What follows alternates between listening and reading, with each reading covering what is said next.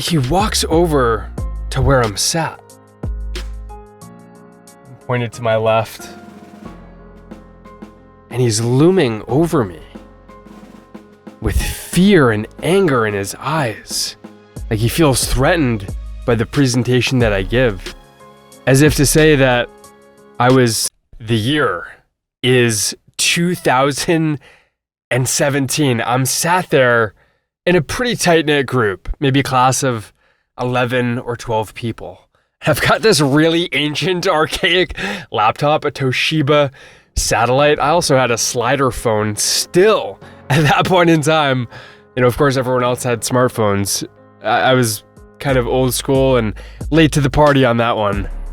And I'm getting ready to deliver a presentation, one that I'm pretty passionate about.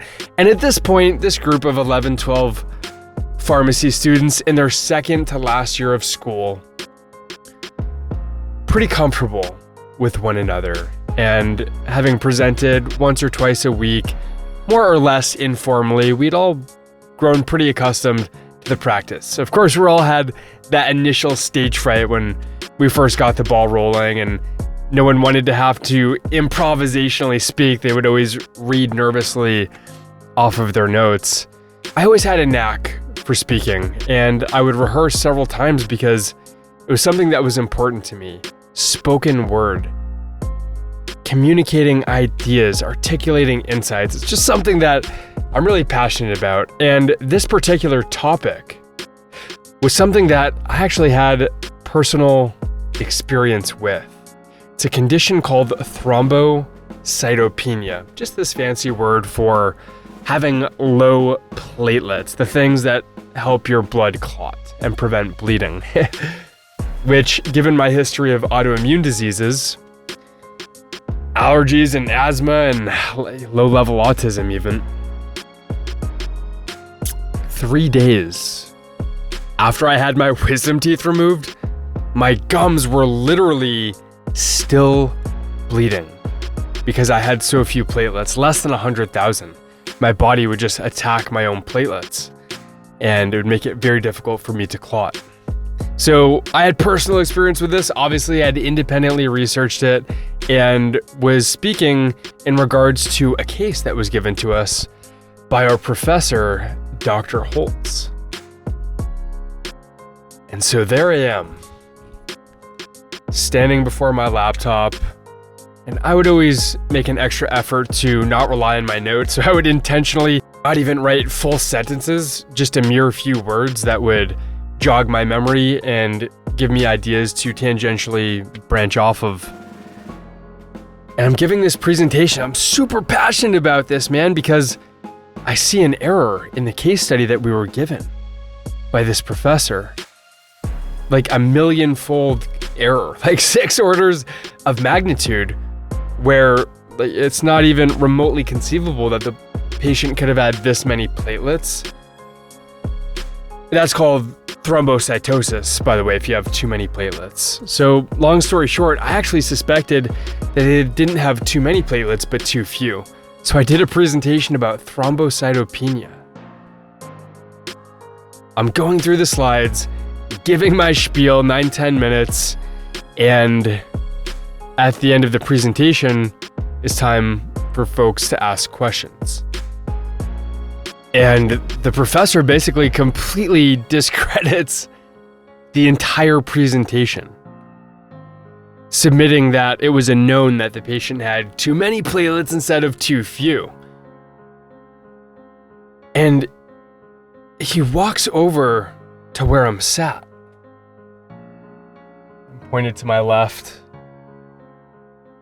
and he's looming over me with fear and anger in his eyes. Like he feels threatened by the presentation that I give, as if to say that I was suggesting that he had made a colossal error or oversight. He really took it personally, like really internalized it.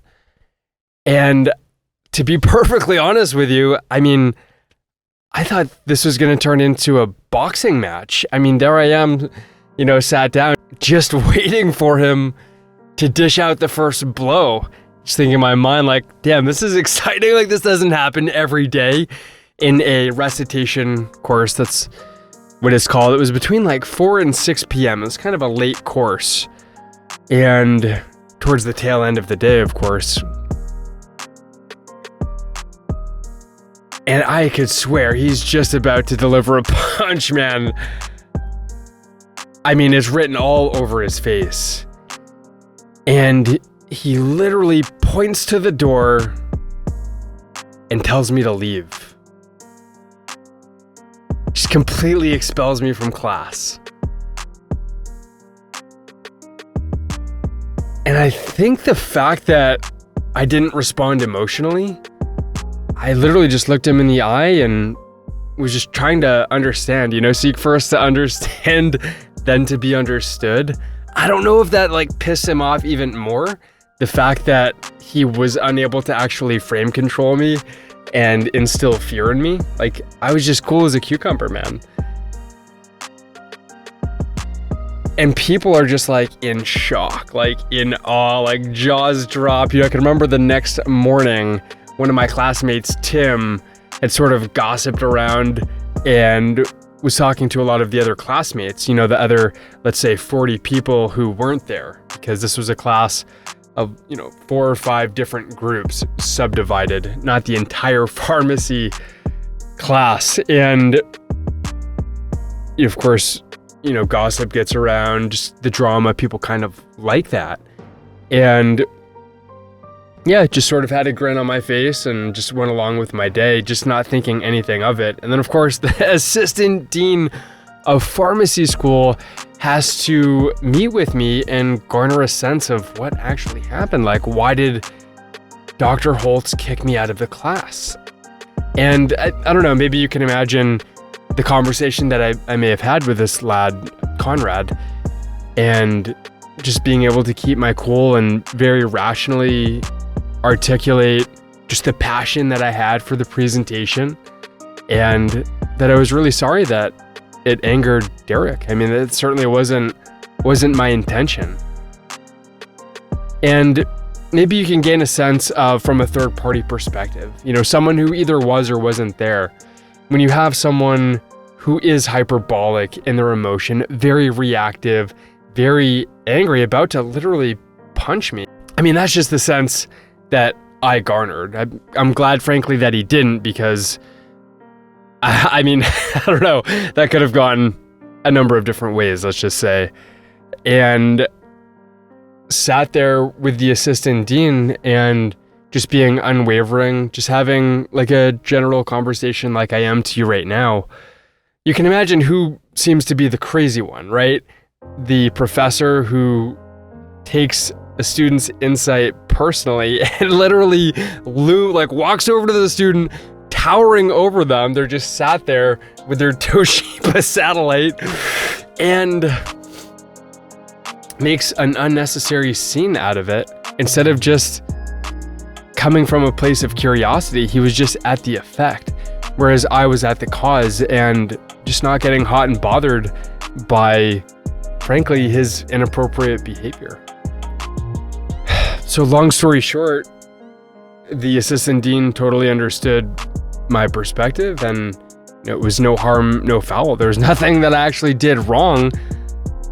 But come to find out, instead of getting an A in recitation like I had in every other subgroup, every other professor would rotate between a handful of professors. So 4 of them give me an A, and this guy gives me, it was either a C minus, let's just say C minus. It could have been a D, but he gives me like the lowest possible passing score, so probably a C minus. And obviously I just realized the nonsensical, irrational, arbitrary nature of the grading system, and the fact that politics do come into play, and people's egos really get the better of them. But what I'd like you guys to consider is the power of being at the effect in your life and not just the cause. Imagine being in the position that I was and not being fazed. Literally just going about your day and being present. Imagine having a professor towering over you as you're sat there having just delivered a presentation that you're passionate about to the rest of the class, and you don't even have any thoughts. Your mind isn't even racing. You're just present to the moment, and you're grateful to be alive. And obviously you sense the tension in him and you do your best to diffuse it, but you recognize that everyone's just doing their best. Everybody is just doing their best, including the people who were engaging in the drama, the gossip the next day. I mean, that's kind of interesting, right? Pharmacy school is kind of a snooze fest. So I would be probably equally interested, right? I'm not holier than thou. I still succumb to peripheral pettiness myself.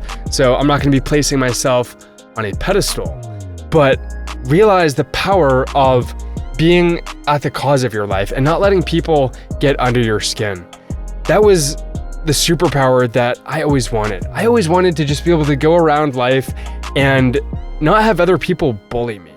Like, not have them be able to beam these emotions inside of me and impact my happy, joyous life. Guys, I love you all very much. Thank you so much for checking out today's video. Please comment down below. What do you think about this story, the way that I handled myself? How would you have handled yourself given this sort of dynamic? Guys, I love you all very much. And until next time, friends, find your freedom. Take care, guys. Peace.